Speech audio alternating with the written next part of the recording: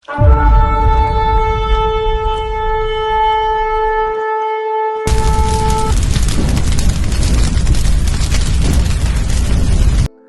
பரிசுத்தம் மையப்படுவதாக. தேவன் நம்மளை ஆசீர்வதித்து பாதுகாத்திருக்கிறார். நானும் கூட வார்த்தை நீதிமொழிகள் 13ஆம் அதிகாரம் 4ஆம் வசனம். சோம்பேறி உடைய ஆத்துமா விரும்பியும் ஒன்றும் பெறாது, ஜாக்கிரதை உள்ளவர்களுடைய ஆத்துமாவோ புஷ்டி ஆகும். கர்த்தர் நம்மளை ஜாக்கிரதை உள்ளவர்களாக இருக்க சொல்லியிருக்காரு தவிர சோம்பல் உள்ளவர்களாக இருக்க சொல்லல. நம்ம சோம்பேறியா இருக்கக்கூடாதான், ஜாக்கிரதையா இருக்கணுமா.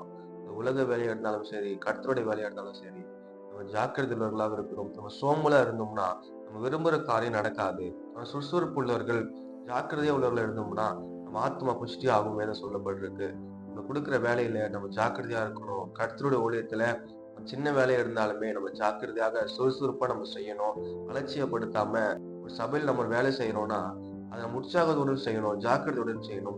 சின்ன வேலை தான், இதுல என்ன இருக்குன்னு சொல்லிட்டு அலட்சியப்படுத்தாம நம்ம ஜாக்கிரதையா செய்தோம் என்றால் அதை ஏற்ற பலனை கர்த்தர் கொடுப்பார். அதனால சுறுசுறுப்பா இருப்போம், ஜாக்கிரதை உள்ளவர்களாக இருப்போம். நம்ம சோம்பேறியா இருந்தோம்னா விரும்புற காரியம் நடக்காது. ஜாக்கிரதை உள்ளவர்களாக இருப்போம், கர்த்தர் நிச்சயமா ஆசீர்வதிப்பார். கர்த்தரோட மையப்படுவதாக. ஆமென்.